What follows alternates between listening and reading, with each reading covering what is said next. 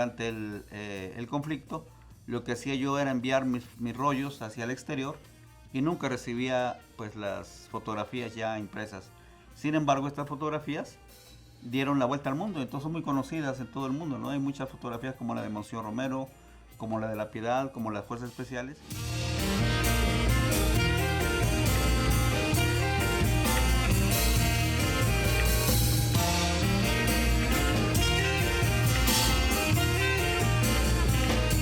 El estar ya estable en el campamento en Guazapa, que si no mal recuerdo creo que era en Naranjal, ahí entró una confrontación mucho más profunda.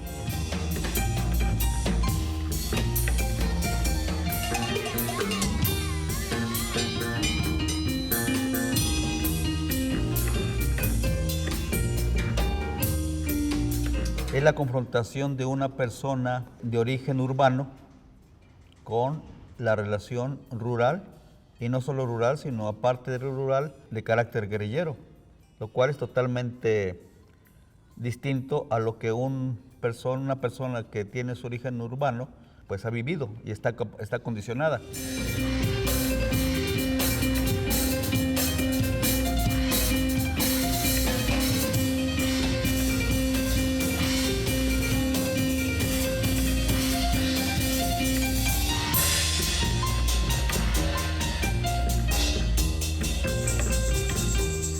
¿Qué quiere decir esto?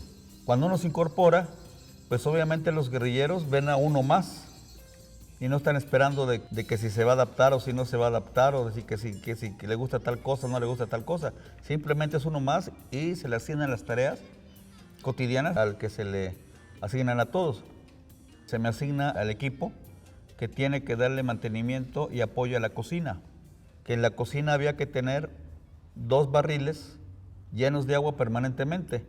Implicaba que a uno le daban un cántaro de plástico tradicional en El Salvador y tenía uno que bajar una quebrada como media hora. Y ahí llenaba en una quebrada, tenías el cántaro arriba y dale para arriba, ¿va? Entonces eran viajes y viajes y viajes. Entonces esas son condicionantes que a veces la gente que mistifica el campo no entiende. Porque dicen, ay, qué bonita es la vida del campo, ¿no? Y digo, ajá, y ya fuiste a traer agua al río, y ya fuiste a cortar leña, y ya fuiste a cocinar con humo.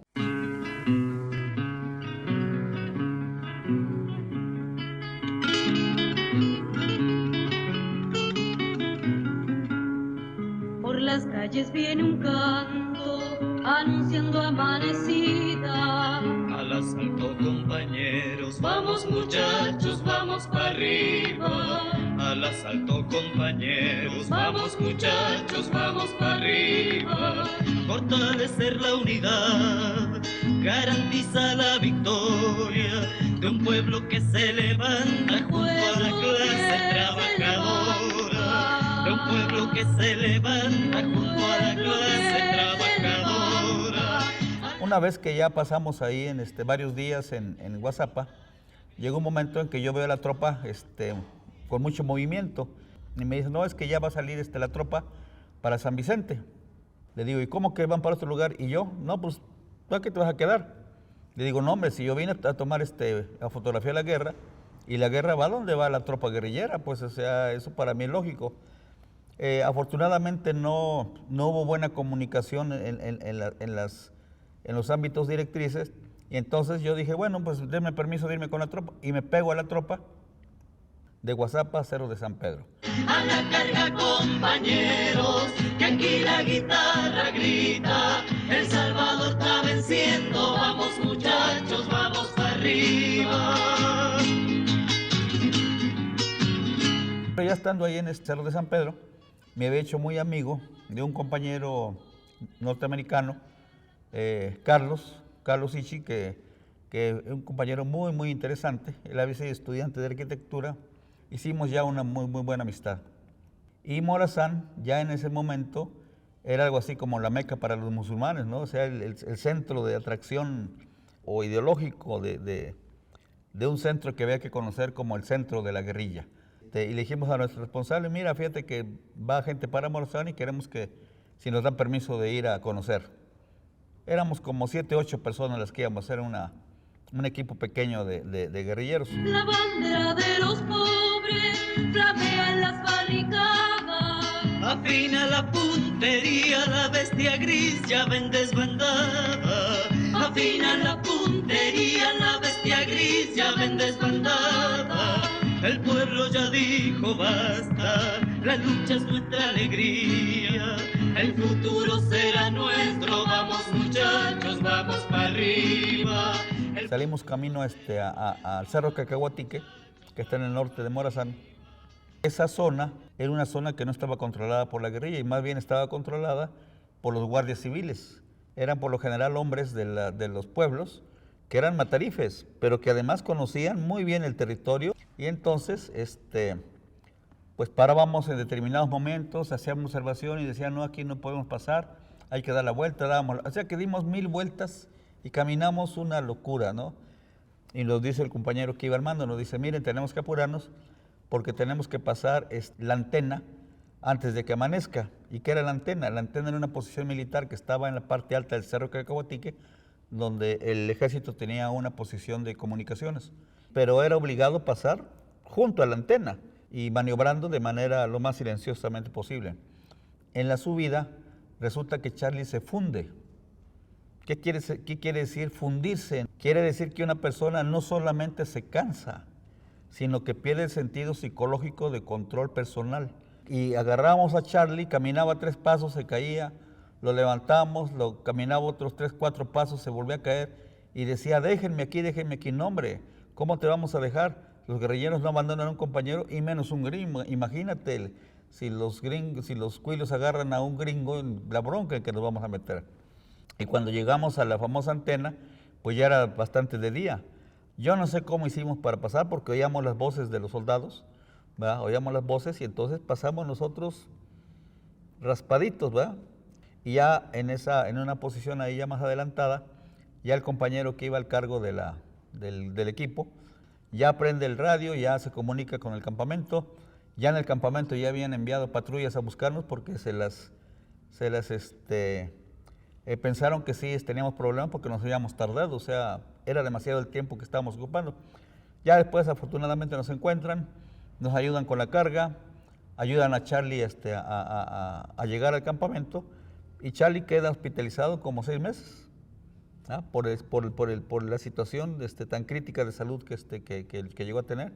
El futuro será nuestro, vamos muchachos, vamos para arriba. A la carga compañeros, que aquí la guitarra grita. El Salvador está venciendo, vamos muchachos, vamos para arriba. A la carga compañeros, que aquí la guitarra grita. El Salvador está venciendo, vamos muchachos, vamos para arriba. Era una cosa impresionante porque estaba inundado de guerrilleros, ¿verdad? Uno veía guerrilleros por todos lados. Pero para mí fue casi milagroso el hecho que me hubiera pegado a la fuerza, porque fui a dar hasta Morazán. Entonces resulta de que yo me soplé la guerra por metido. Toda la guerra. Sí. Fui de metido y ahí me dejaron. ¿Verdad?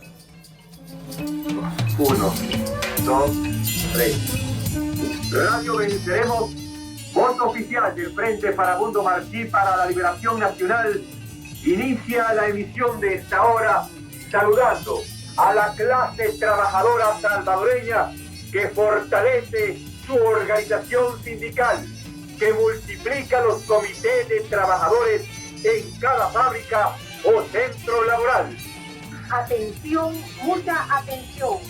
Recordamos a nuestros oyentes que Radio Venceremos emite su señal guerrillera en 2 frecuencias cercanas a los 7 MHz, en la banda internacional de los 40 metros.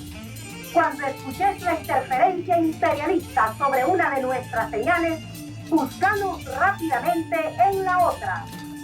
Bien, ya una vez establecido en Morazán, los primeros días estoy en el campamento de la Radio Venceremos, pero después de un tiempo ya se le asigna a cada estructura un campamento específico para no tener tanta aglomeración porque era bastante gente. A mí se me asigna el campamento pues, de propaganda, donde está integrado el equipo de filmación, ¿verdad? Ya en Morazán los campamentos estaban organizados de distinta forma que en Guazapa, ¿verdad? En Morazán ya eran estructuras más articuladas. Otro elemento importante de la sobrevivencia en los campamentos guerrilleros era el hecho de que pues nunca se estaba en un lugar y tampoco había estructuras o infraestructura para el mantenimiento, digamos, de un pelotón, 30 personas, o de un equipo de propaganda que éramos como 15, o de una cocina que eran 8, 9, 10, o sea, no había una infraestructura. Todo Morazán había sido destruida, las casas, y entonces todo era como zona, pues, pelada, digamos, de alguna manera, ¿no? Donde no había lluvia, que lo que hacían era que te dotaban de un pedazo de plástico, donde uno cabía acostado, y uno se acostumbraba a dormir en cualquier lugar, cualquier lugar, por el agotamiento, por la costumbre. Ponías tirabas el plástico en el suelo, ponías la mochila de almohada, ponías junto el fusil, porque eso era indispensable. O sea, tu mejor amigo en la guerra es el fusil, no hay de dónde. Y así dormíamos. Y entonces todos esos campamentos era una dinámica de movimiento.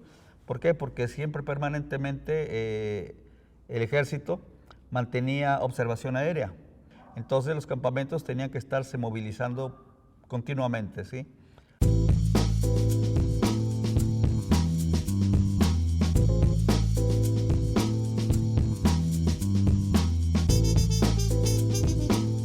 En el aspecto del sentido del internacionalismo, que generalmente eran extranjeros, que por cierto hubo muchos mexicanos, sobre todo médicos, hubo gente chilena, argentinos, uruguayos, ecuatorianos, alemanes, franceses, belgas, bueno, hubo de muchas condicionantes.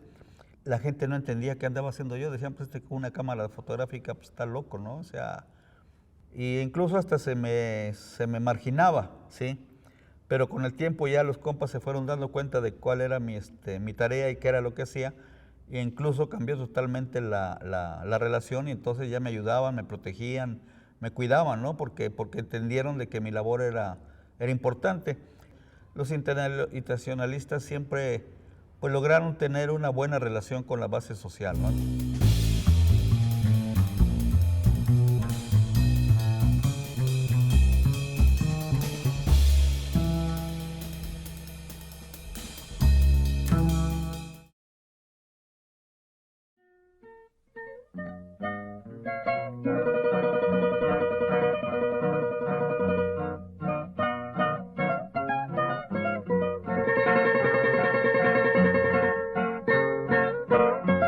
Y en nombre de este sufrido pueblo, cuyos lamentos suben hasta el cielo cada día más tumultuosos, les suplico, les ruego, les ordeno en nombre de Dios, cese la represión.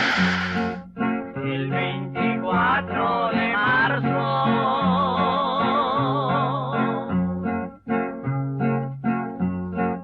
la iglesia no olvidará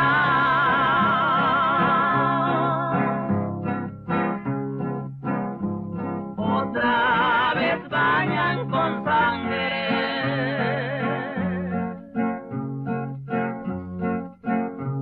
al que dijo la verdad.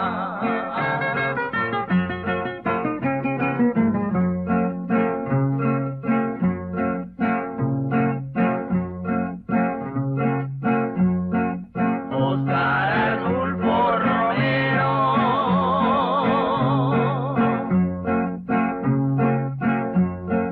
tú fuiste nuestro pastor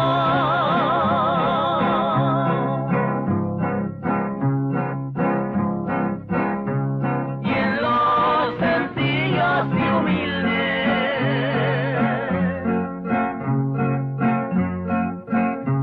pusiste tu corazón. Para el viaje, como cobertura, nos dan unas cartas de periodistas, ¿verdad? Dicen, van de periodistas. Ah, bueno, pues qué bien, vamos de periodistas. Llegamos a El Salvador y entonces en la misión resulta de que en esos días, en un momento de eso, se da un domingo, una de las homilías de Monseñor Romero. Esto es por ahí de septiembre de 79. Se da la homilía de Monseñor Romero y como siendo periodistas, pues era obligatorio ir a la homilía, a la misa. Y ya para ese momento Monseñor Romero ya no solamente era un personaje reconocido a nivel salvadoreño, sino era un personaje ya reconocido a nivel internacional, ya tenía ese peso. Llegamos a la basílica, pero eso era terrible porque siendo mediodía era un calor insoportable, pero además estaba llenísima la basílica, o sea, estaba llena, no cabía una persona. Y pues yo iba solo con mi equipo de fotografía, y estaban todos los equipos de periodistas, cubrían una parte importante frente a donde estaba Monseñor oficiando. Pues me colo hasta enfrente y me siento en el piso, justamente frente a Monseñor Romero. Yo creo que en la fotografía no solamente tiene uno la posibilidad de desarrollar la parte técnica, la parte interpretativa, sino que es también instintiva. Entonces yo estoy esperando un momento y le tomo una fotografía. Bueno, no sé cuántas le tomé en ese momento, pero hay una fotografía que le tomo en esos instantes,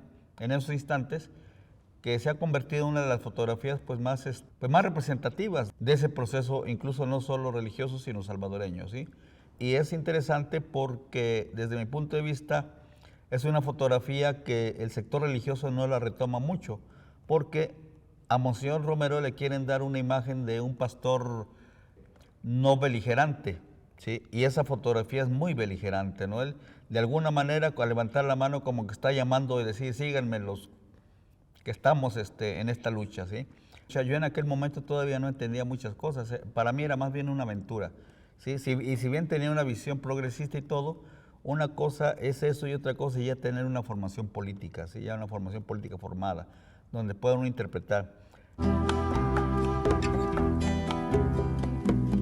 su evangelio en la mano,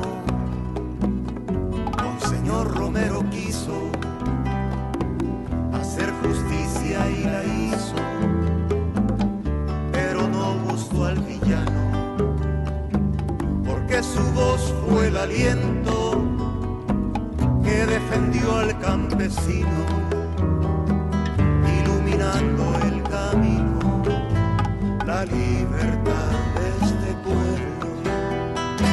Podrán matar al profeta, pero su voz de justicia no, y le impondrán el silencio, pero la historia no callará, y le impondrán el silencio, pero la historia no callará.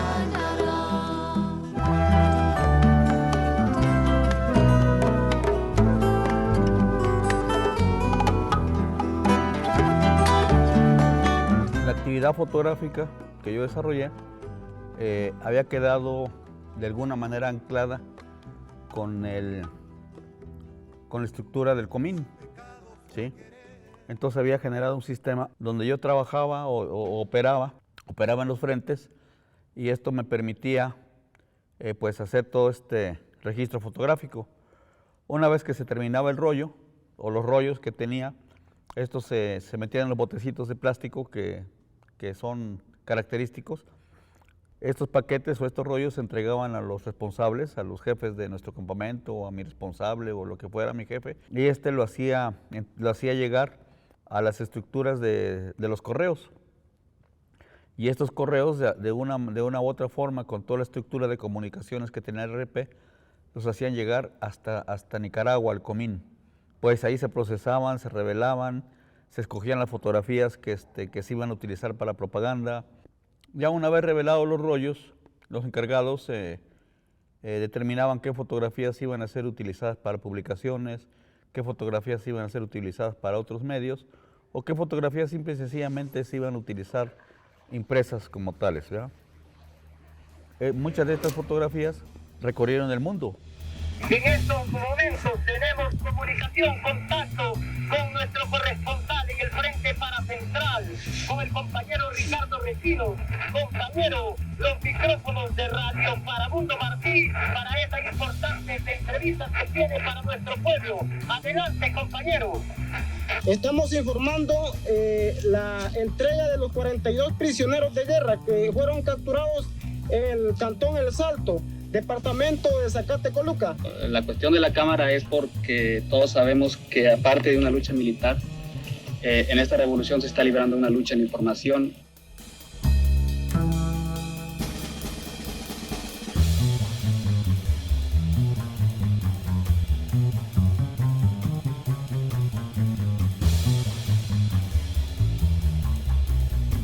Ya, o sea, yo al final, estando en los frentes de guerra, pues no tengo conocimiento, ni puedo ver el material que produzco. Simplemente pasan los años, tomo fotos y las voy enviando. Hubo algunos momentos en que se requería algún tipo específico de fotografía. En general yo pude tomar lo que yo interpretaba de ese proceso, que es más bien el sentido humano de las personas que están en una guerra, ¿sí? Porque generalmente las guerras se consideran como hechos de violencia, hechos donde hay incluso ahora los fotógrafos de guerra pues lo que presentan son, entre más sangre tiene la fotografía, más espectacular y más mercado tiene, ¿sí? No, para mí el criterio no era ese, el criterio era mostrar que era gente humana, normal, que estaba luchando y que estaba exponiendo su vida, pero de una forma, si bien no alegre, sí convencida y dispuesta a dar la vida por ese proceso por el cual creían.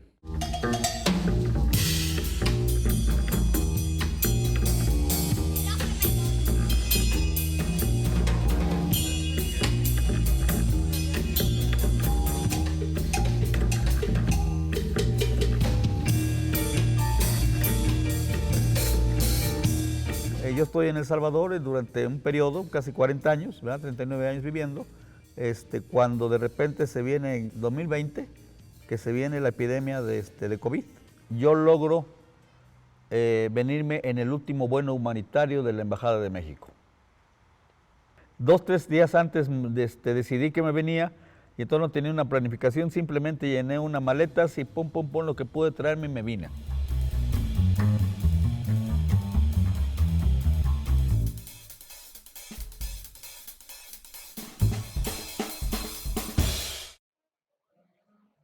Configurarse uno personalmente como artista es muy difícil. Yo creo que esa cuantificación o calificación la da el público y la da a la gente pues, que es especialista en esas situaciones. La idea de que cuando yo voy a El Salvador, ¿verdad? Simple y sencillamente voy con la idea de cumplir una tarea y de cumplirla de la mejor manera, ¿sí? Y de ser consecuente con las visiones y pensamientos que tengo. Una vez me acuerdo en una de las presentaciones del libro, una persona me preguntó y me dijo, ¿y tú tenías idea de que tus fotos iban a ser famosas y que no sé qué, no sé cuánto? Le digo, ni idea, ¿verdad? Yo simple y sencillamente fui a tratar de cumplir mi tarea lo mejor posible.